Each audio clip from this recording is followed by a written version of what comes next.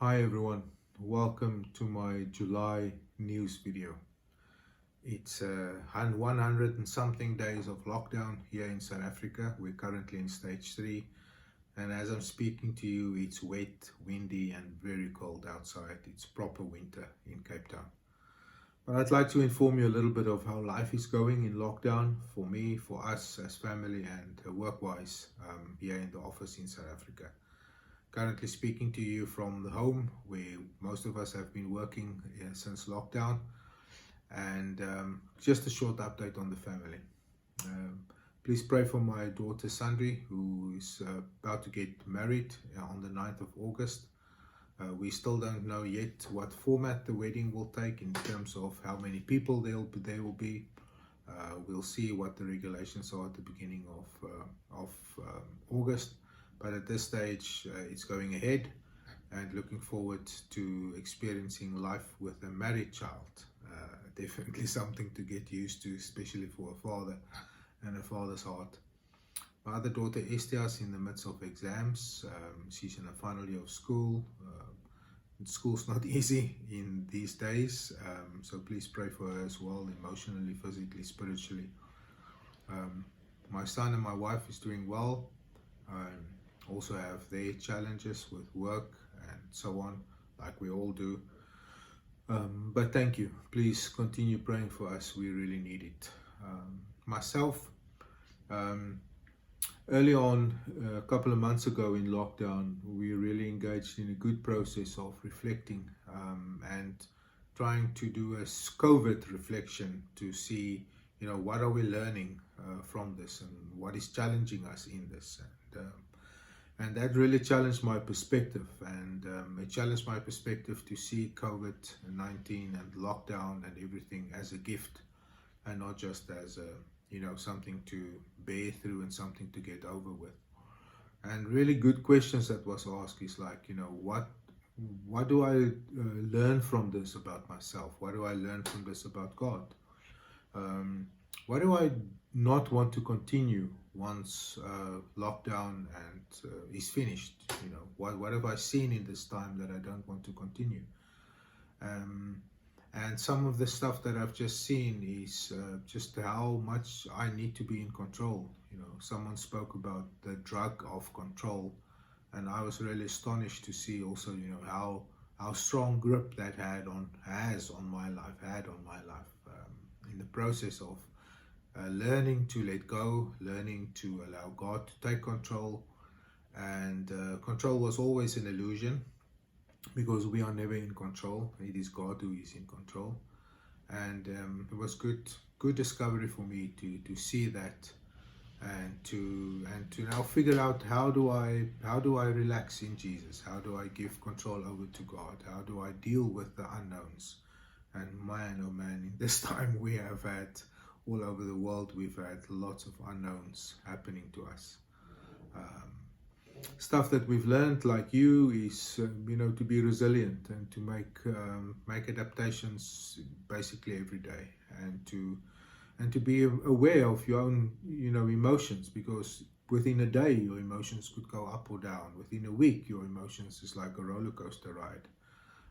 With being distanced from people, I found it especially difficult for me. A lot of the stuff that I get my energy from is things like training and engaging with people, and I can't do any of that now. So God has really been working on me, helping me to be more disciplined in my spiritual practices, helping me to draw more to Him, helping me to engage the emotions and not just run away from it. And so, yeah, I look back and I say there's lots of gifts within all of the heartbreak and turmoil, and people being sick, and people being challenged, and people losing their jobs around us. Lot also to discover and to learn. Ministry wise, we've obviously had to change a lot of what we do. My day consists of a lot of Zoom meetings and WhatsApp calls.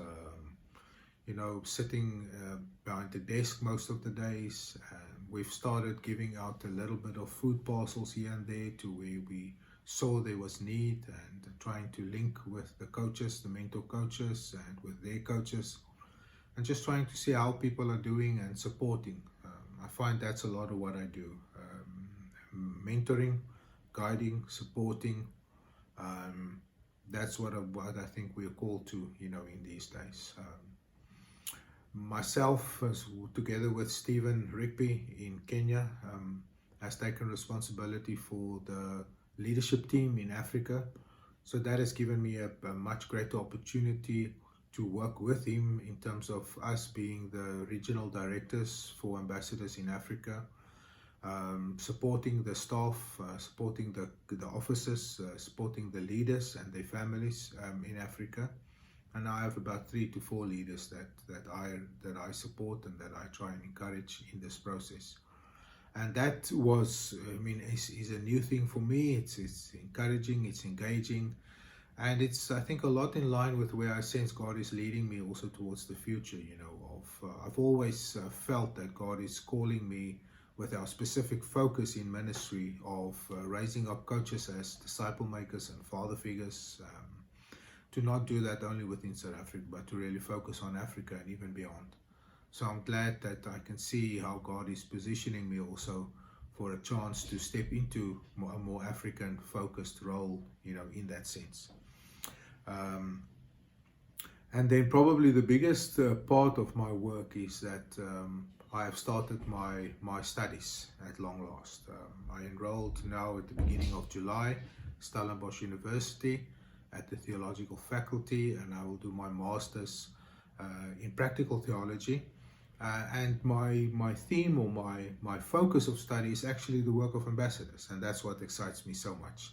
Is I'm actually looking at the application of emotional healthy spirituality on the community coaches that we've been doing for all these years, the last 3-4 years at least. And I'm going to do some research about that. I'm going to read some more about that, and I'm going to see how we can structure that and better that. And also in that process force me, obviously, with the academic mind, to be more academic also about what we do, and to also have a look at that. So please pray for me for that. I haven't formally studied since somewhere in the late 1990s, so it's something new to get used to. But I love the engagement, I love the reading, and I think it's very important for us ambassadors as well that we are a little bit more grounded, and that we're a little bit more thought through also in especially how we structure and just what we do, and in the process learning a lot about transformation, about spiritual development, about spiritual maturity, and also specifically within the African context. What does this look like for the African context, and how do we deal with the legacies of colonialism and education and transformation and churches also within the African context? Sometimes very uncomfortable things to read and to look at, but definitely worthwhile, since I'm obviously in the midst of that, and this has to be taken into account. So please pray for me for that as well. I'm luckily surrounded by a great team of people here in the office of South Africa, also in the leadership of Africa, and encouraging around the world. And I'm looking forward to what God has in store for us as the lockdown gradually eases, as the world of football gets going again, and I'll keep you up to date with that. But that's it from me here in Cape Town. As always, I'd love your feedback and comments.